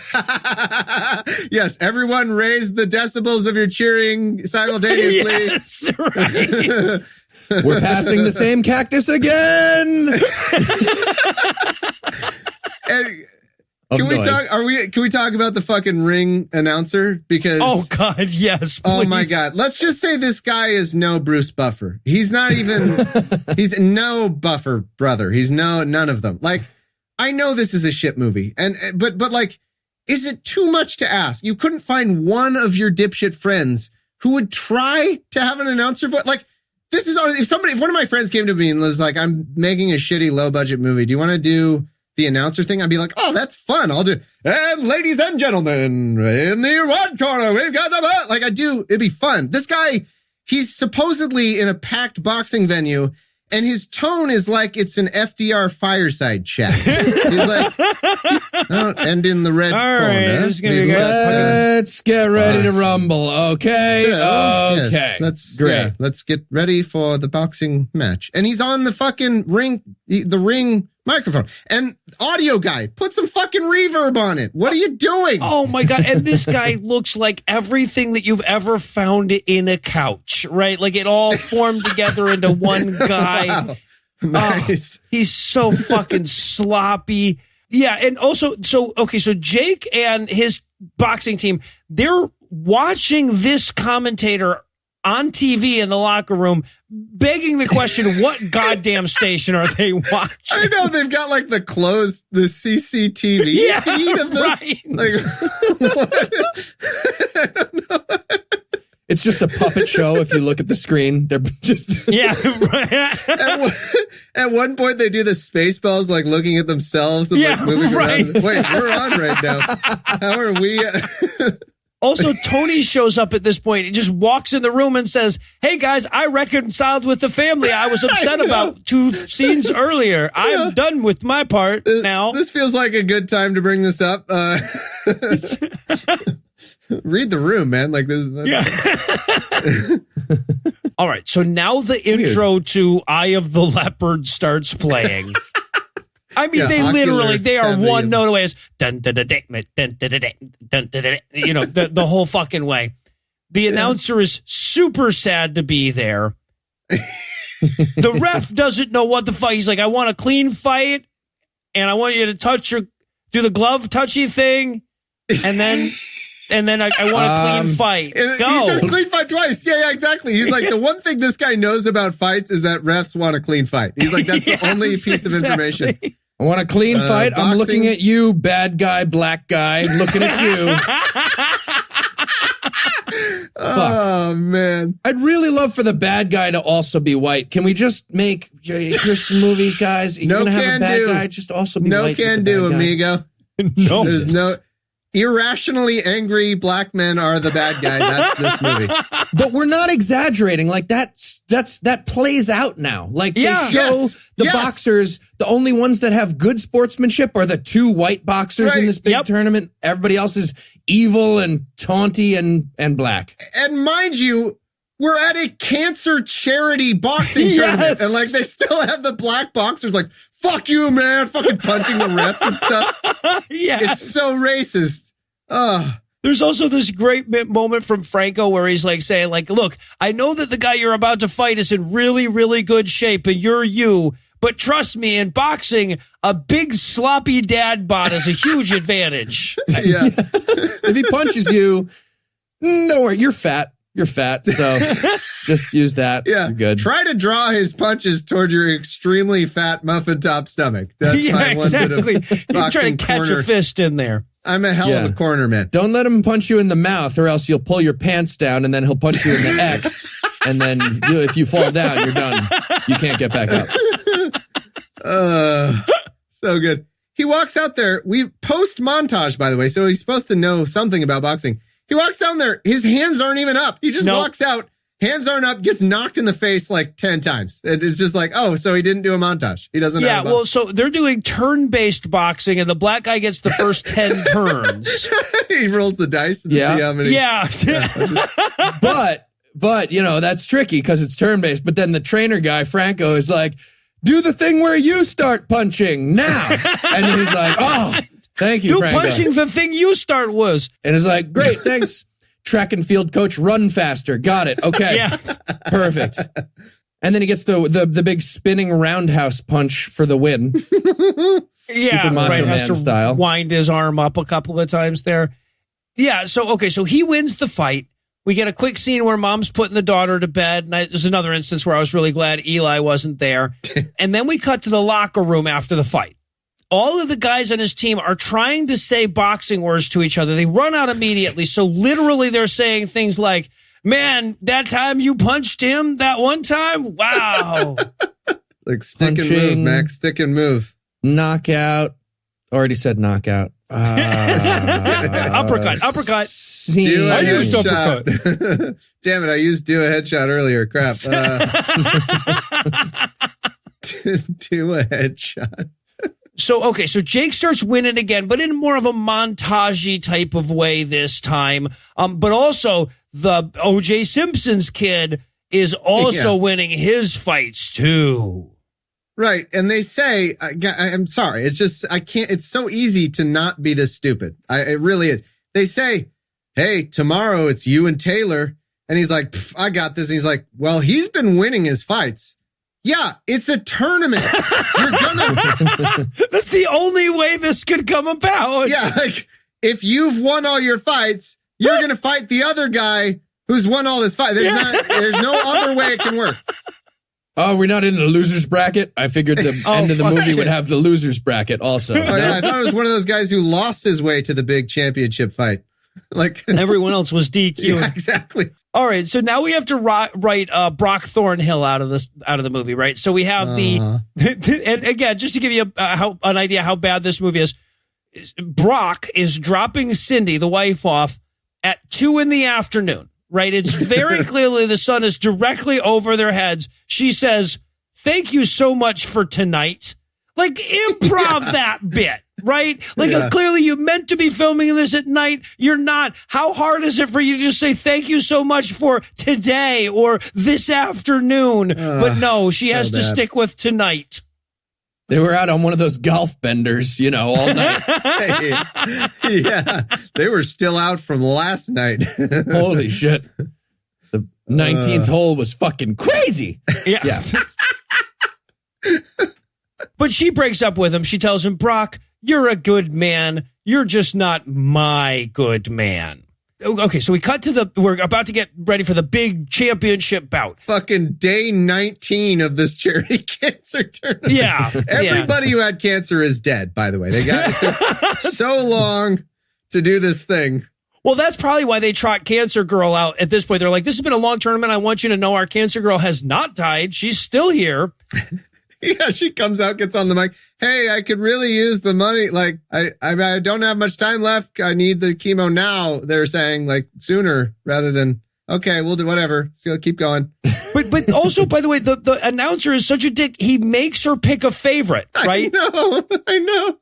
That's what you want to do to a Cancer Girl in a live fucking event. Pin her down on a prediction for the fight. Yeah. It's such an awkward moment. He's like, "Lindsay, how are you? Stupid cancer. Sorry. I just wanted to face cancer. What is wrong with me?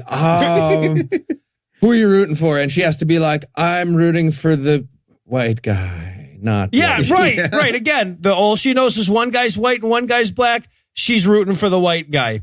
Yep. So they go out to get ready for the fight, and BA, he has this great line. He says, "Boy, I'm going to beat you 3 different ways: hard, fast, and all day long." That's the one he memorized. He thought of that last night when he was on the shitter. He's like, "Ooh, wait, hard, fast, and hard." No, hard. Takes out a notepad. He's like, "Ooh, no, this is the one."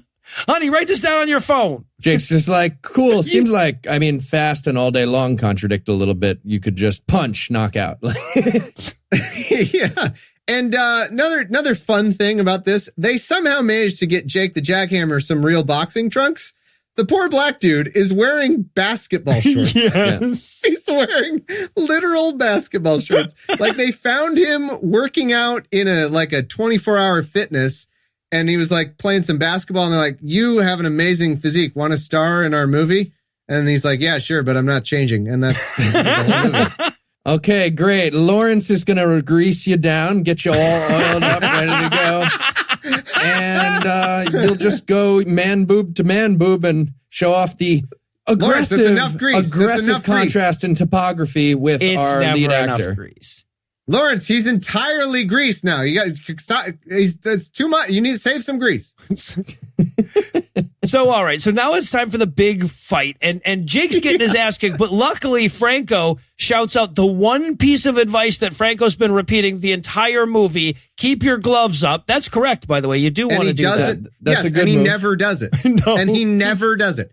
And by the way, it's convenient, too, because there's no bell for the round. It just ends whenever Jake feels like he wants to go back to his corner. Yeah, no. If you're getting beat up, 9 seconds in, you call a quick timeout, and that's a good strategy, actually.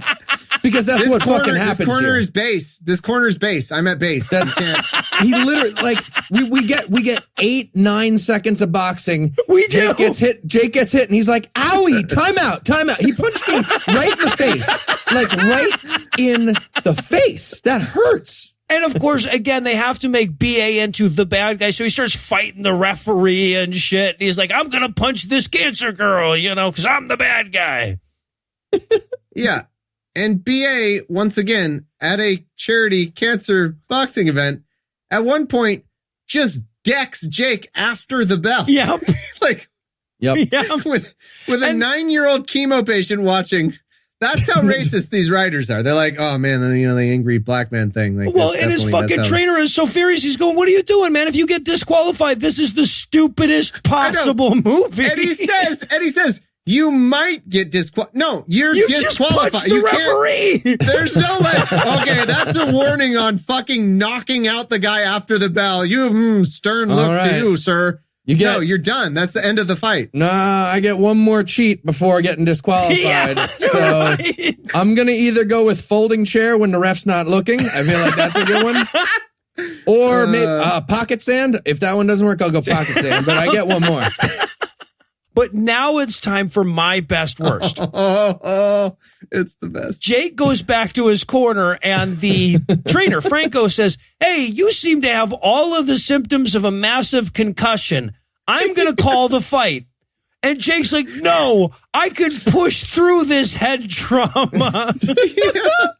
And somehow they managed to give Franco all the sensible line. Like, yep. Franco's like, no, dude, you don't just push through a brain injury. What the fuck are you talking about?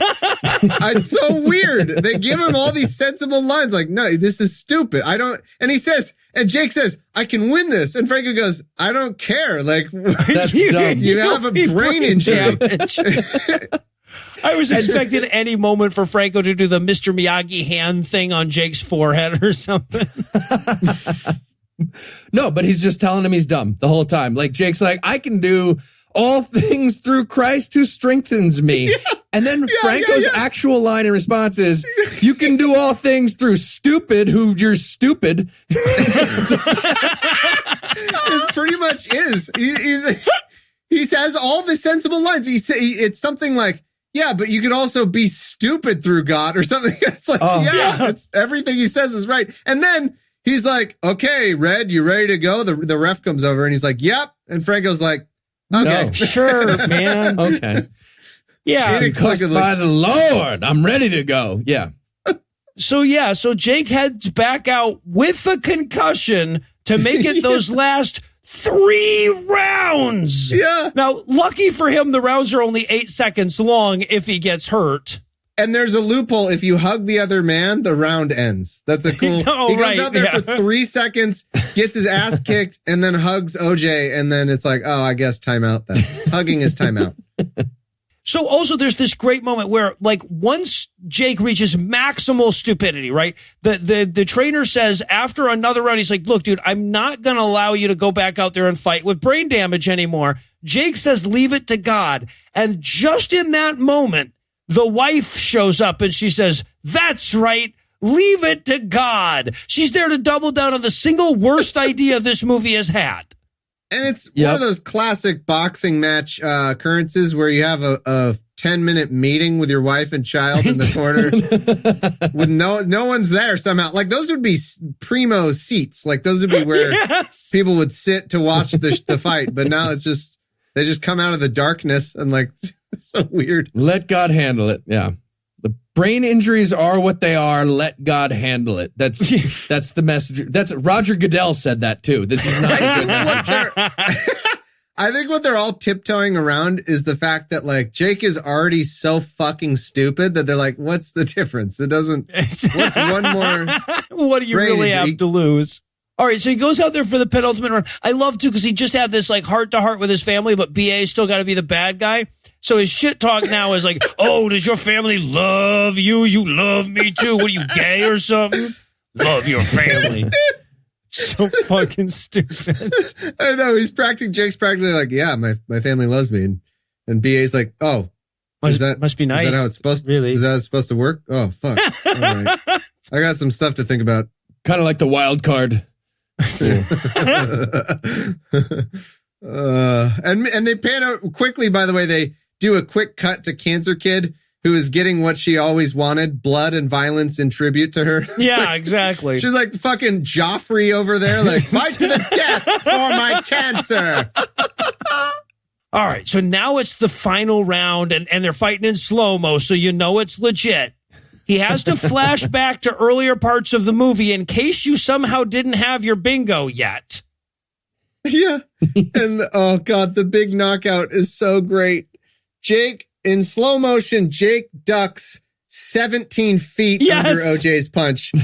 He goes underground to duck. The whole point of boxing, like, what makes you good is you barely miss. Like, you want to barely duck a minimal movement. Like, that's how you're a better boxer. You're fat, you barely miss, and you counter. He goes into a snake on the ground duck, like he starts wiggling. And then in slow motion, he's jamming the A button to power up the punch, like he's just sitting there.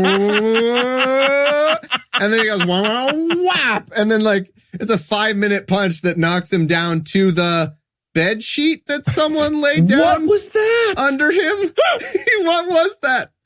They filmed this in a different time, I guess. And he's on a bed sheet. BA falls down to a bed sheet. It's uncomfortable. Is this like, do we cut into his sex tape? Is this or did they film the ring in a public bathroom and he was just like, well, I'm not falling onto that. I think Larry was like, let me put down a nice bed sheet for him if he's going to be unconscious. But Jake won the boxing because God likes him better than black people. But the movie still can't be fucking over because we have to go see Kevin Sorbo again, right? Yep. We have this ridiculously so Jake and his family are now reunited. They're one big happy family, and they all go to the gym to meet up with Kevin Sorbo. And this is where Sorbo informs him that he will be giving Jake half of his boxing gym. Right. Because, Act 3. Yeah, that's not how business works. Like, nope. He can just work at the gym. You don't need to give him half the gym. What? Like, and meanwhile, I realize this. Think about poor fucking Franco. He must have been pissed. Like, he just gives half the gym to this loser. And Kevin Sorbo leaves because he's like, all right, I've done every fucking thing for this movie. I'm done. He leaves. And they rub it in Franco's fucking face. They're like, oh yeah, the husband and wife are like, we got a gym.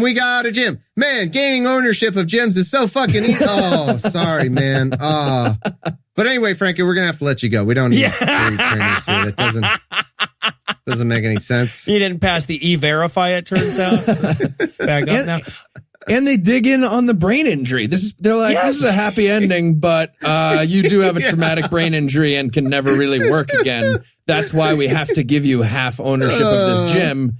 So it's happy. He's like, it's a happy ending of like, well, I'm probably going to gun down my wife and child and then myself. If this movie ended with Jake doing a Chris Benoit and doing a murder-suicide, favorite movie of all time. Favorite of all time. It's hard to put a happy spin on the traumatic brain injury, but damn it if they don't try.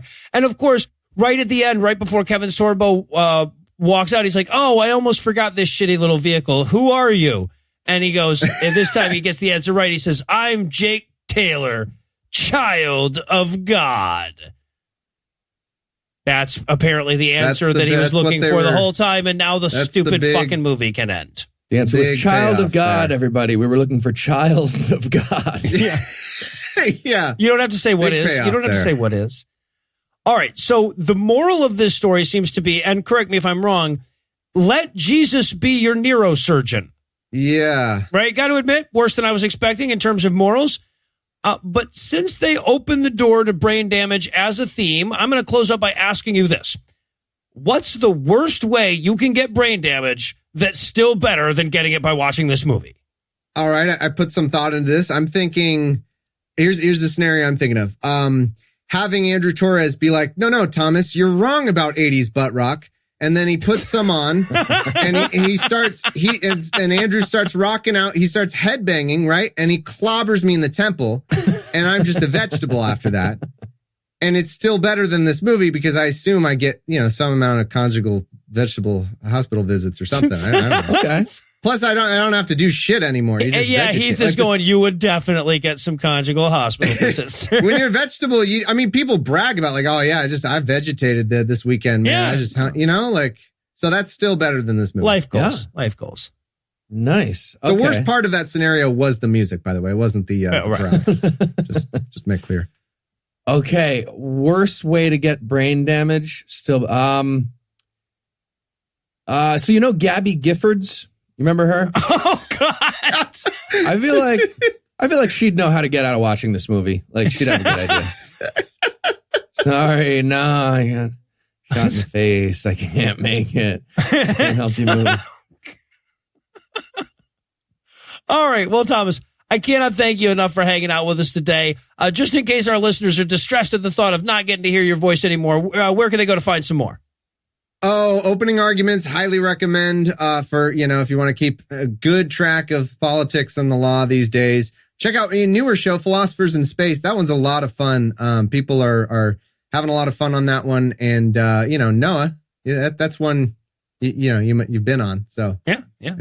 You guys still haven't brought me on OA for my legal expertise, but hey, you forgot to list it in the intro, but that's fine. You've been on it. It's fine. No big deal. You came on it, but you forgot it. It's fine. No, it's all fine. What I'm saying is it's fine. No hard feelings or anything. It's totally fine. But no, check those out. Comedy Shoe Shine, Serious Inquiries Only, all that stuff. Thank you so much for having me. It was an absolute pleasure. I love doing this show. T-Smizzle. Ooh. All right. Well, I'll tell you what. Of course, we'll have all of those linked on the show notes. Even that philosopher one that he said. I'll listen back over. I'll remember the name of it after I listen back over this episode. So, well, that's going to do it for our review of One More Round. That's not going to do it for the episode just yet because we still need to renew this commitment. So, Heath, tell us what's on deck. Thomas, sorry, one more time. Space philosopher. What was it? Oh, ha. Space Star Talk. Is that what you said? Who are you? Yes, Star Talk. Who are you? Not bad answer. All right, so here's what's on deck. We've got a movie called Silence. It is a Marty Scorsese Christian movie. What? It's apparently real. It's from like 3 years ago. It's got Liam Neeson. It's got Andrew Garfield, I think. Like real actors, real director. I am baffled by this. Yeah, I don't know how the hell this ended up on our list. Okay. Well, we owe it to ourselves. So with that to look forward to, we're going to bring episode 179 to a merciful close. Once again, a huge thanks to Thomas Smith for hanging out with us today. And an even huger thanks to all the Patreon donors that help make the show go. If you'd like to count yourself among their ranks, you can make a per episode donation at patreon.com/godawful and thereby earn early access to an ad-free version of every episode. You can also help a ton by leaving a 5-star review on iTunes and by sharing the show on all your various social media platforms. And if you enjoyed this show, be sure to check out our sibling shows, The Scathing Atheist, Citation Needed, and The Skeptic Guide, available on iTunes, Stitcher, and wherever else podcasts live. If you have questions, comments, or cinematic suggestions, you can email godawfulmovies@gmail.com. Legal services for this podcast are provided by the law offices of P. Andrew Torres. Tim Robinson takes care of our social media. Our theme song was written and performed by Ryan Slotnick of Evil Drafts on Mars. All other music was written and performed by our audio engineer Morgan Clark and was used with permission. Thanks again for giving us a chunk of your life this week. For HeathEnwright and Eli Bosnick, I'm no illusions. Promise to work hard to earn another chunk next week. Until then, we'll leave you with the Breakfast Club close. Cancer girl got cured of cancer and then killed by a lightning bolt. And Brock Thornhill drowned to death in all that golf pro pussy. He was 39. The actor who played Larry eventually lovingly caressed a penis and realized that was okay. It had a happy ending.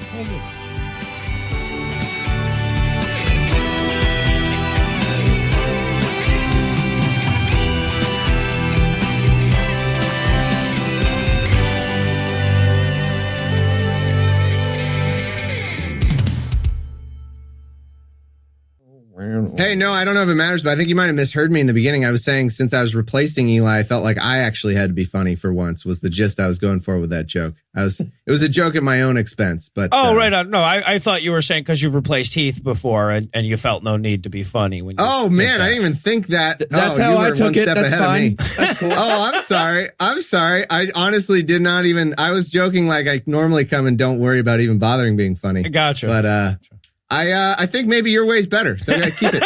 Keep it. Hilarious joke, Thomas. Hilarious joke. Crushed it. You did exactly what you said you would need to do. You were so fucking funny when you said that.